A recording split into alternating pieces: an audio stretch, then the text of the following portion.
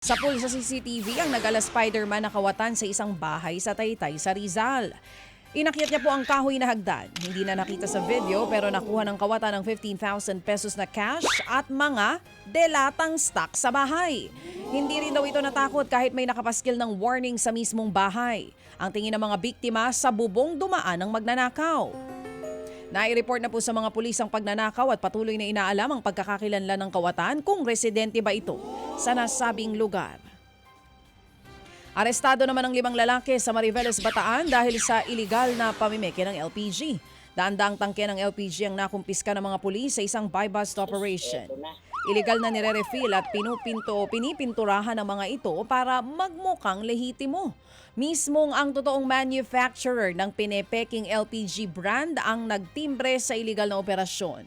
Aabot po sa 4.5 million pesos ng peking LPG ang nakumpiska. Nakakulong na po ang mga suspect na ngayon mahaharap sa patong-patong na mga reklamo.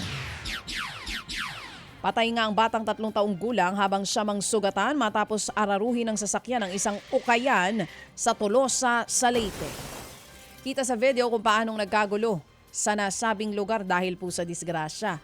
Nagtulong-tulong ang mga otoridad at concerned citizen para isa-isang ma-rescue ang mga biktima. Napag-alamang nakainom ang driver pati ang isa pang kasama nito. Hawak na ng mga pulis ang driver at mahaharap sa kasong reckless imprudence resulting in homicide, physical injuries at damage to property. Mga kapatid, para sa iba pang mga balita at impormasyon, sundan niyo po kami sa X, Instagram, Facebook at syempre sa TikTok, True Network PH. Mag-subscribe din po kayo sa aming YouTube channel, True Network. May website din po tayo, truenetwork.ph, at pwede nyo rin po kaming mapanood sa Channel 19 ng aming True FM TV. Lagi pa rin makinig sa radyo dito po sa 105.9 True FM dahil dito, lagi po sa'yo, kapatid.